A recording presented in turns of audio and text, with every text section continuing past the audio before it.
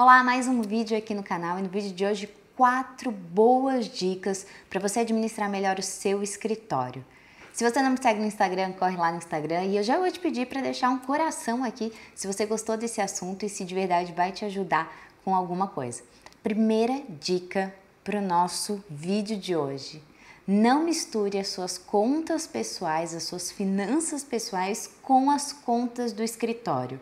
Hoje em dia você encontra aí uma série de bancos que nem te cobra nada para ter uma conta funcionando, uma conta corrente funcionando. Então, monte uma conta só do escritório e uma conta só para você.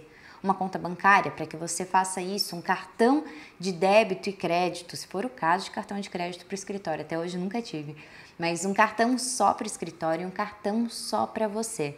E se você agora me fala assim, Mariana, essa dica não foi boa para mim, porque eu sou sozinha, eu sou a única pessoa que trabalha no meu escritório, eu sou a funcionária, a sócia, sou tudo. Ainda assim eu te digo, você precisa separar essas finanças. Eu já fiz um vídeo inteiro aqui para o canal só falando sobre isso, sobre essa importância. É importante você lembrar que o escritório precisa de uma reserva financeira.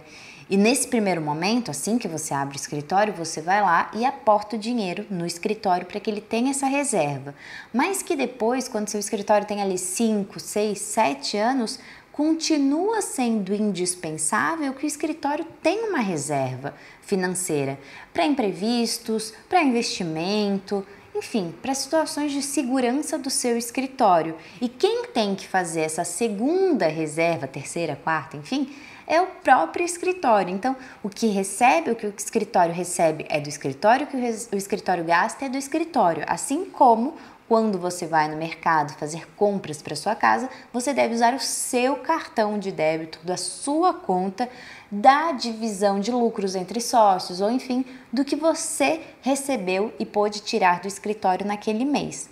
É muito importante que você entenda essa diferença, ainda que você não tenha uma outra pessoa para prestar contas. A segunda dica é que você precisa divulgar o seu nome, o seu escritório e sempre de acordo com o que fala o nosso código de ética e disciplina. Então, primeiro ponto, corre lá, pega o código de ética e disciplina, entende até onde você pode ir, o que você pode fazer para que uma pisada de bola não seja motivo suficiente para você perder tudo que você fez até agora, toda até mesmo a sua profissão. Então toma cuidado. Primeiro ponto, quero me divulgar, Mariana, quero que as pessoas conheçam meu escritório, quero que as pessoas me conheçam. O que eu faço primeiro? Primeiro você senta a bunda na cadeira, abre o código de ética e disciplina da ordem e leia de cabo a rabo a parte de publicidade.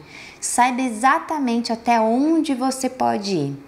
Depois disso, entenda uma coisa, opção não é obrigação. Hoje o mundo está cheio de opções. Você pode publicar conteúdo no Instagram, no YouTube, você pode ter um blog, você pode ir para o Facebook, você pode ir para o LinkedIn, enfim, existe uma série de plataformas abertas para receber o seu conteúdo, mas lembre-se, opção não é obrigação. Você precisa analisar quem é seu cliente, qual é o público-alvo que você quer atingir, qual tipo de serviço você quer prestar e quem costuma contratar esse tipo de serviço e procure uma ou duas, talvez, plataformas para você produzir um conteúdo relevante e que as pessoas conheçam o quão bom, o quão competente você é. E não precisa ser em todos os lugares, em todas as plataformas, porque às vezes você acaba não tendo disponibilidade de tempo, não tendo até um auxílio para fazer tudo isso e acaba fazendo um negócio ruim, mal feito, ou mesmo investindo tempo demais em algo que não deve ser exagerado o tempo investido, porque afinal de contas, advogados ganham dinheiro sendo contratados pelos seus clientes com contrato de honorários para fazer serviços jurídicos. Então, você tem que equilibrar muito bem. Não vai deixar de cumprir um prazo para um cliente para produzir um conteúdo para o blog. Isso está errado, não faça isso, tome cuidado. Então, disciplina, planejamento e lembrando, opção não é obrigação. Escolha a melhor ferramenta para o seu cliente para produzir conteúdo por lá. Terceira dica de hoje é sobre contabilidade.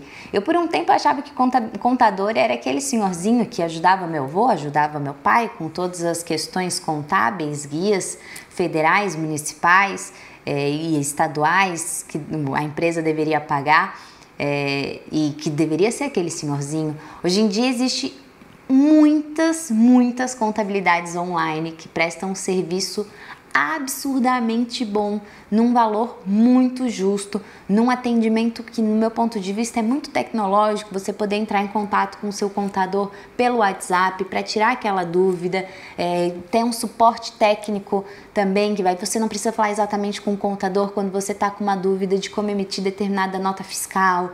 Enfim, é importante que você tenha uma contabilidade, para você também não ter um problema futuro que pode abalar a sua questão financeira, uma multa por um tributo recolhido da forma equivocada. Então, tenha um contador, não se preocupe, isso também não é um custo tão alto e ele é necessário, é indispensável para que você esteja totalmente de acordo com a nossa legislação hoje. É assim, você recebe, auferiu renda, fato gerador de imposto.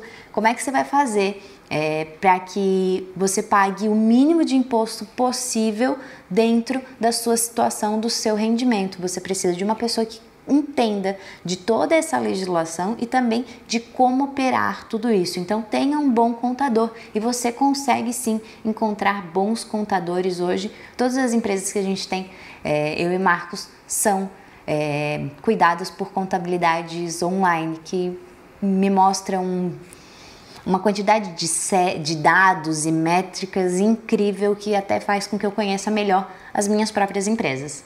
Sabe qual é a quarta dica? Uma dica muito importante. Saiba precificar os seus serviços. Com certeza é um dos dilemas que deixam o advogado mais aflito logo no começo de carreira, saber qual o seu valor no mercado. E eu já falei muito sobre isso, sobre alguns pilares importantes para você determinar qual o seu valor no mercado, qual a sua experiência, qual o ganho econômico que você traz para o seu cliente, enfim, tudo isso é importante na hora de precificar. Você precisa sentar, entender como o mercado funciona. Eu já escrevi conteúdo no blog, inclusive falando sobre precificação, então vou deixar o link aqui para você, mas essa é a quarta dica. Preocupe-se nesses primeiros momentos, antes de abrir, ou assim, você já abriu e agora precisa pensar. Valor de honorários a gente não dá olhando a cara do cliente. Esse cliente tem cara de que pode pagar 10 mil reais por esse serviço, então eu vou cobrar 10 mil reais. Tudo bem, se o serviço você costuma cobrar 7, acabou conseguindo jogar para cima, até tudo bem. Acontece que às vezes você vai nessa, eu vou olhar para a cara do cliente e vou cobrar 3 mil reais por um serviço que você perfeitamente poderia ter cobrado 5, que é o mínimo para você trabalhar, bancar as despesas do escritório para aquele serviço e tirar um lucro. Então, precificar não se trata simplesmente de você conseguir um sucesso financeiro que você almeja com a profissão. Trata-se também de você entender os custos do seu escritório e que precisam ser bancados pelo cliente para que aquele serviço que ele está te contratando aconteça. O quanto custa o escritório estar aberto, disponível para aquele cliente? Quantas horas você precisará dedicar naquele caso e quanto custa a sua hora? Então existe uma série de coisas que você tem que calcular, analisar, e se você atua hoje numa área específica, já faça aí mais ou menos um padrão. Por exemplo, Mariana, eu trabalho com direito imobiliário e elaboração de contratos. Quanto você cobra para fazer um contrato de compra e venda? Quanto você cobra para fazer um contrato de locação? Quanto você cobra uma consulta?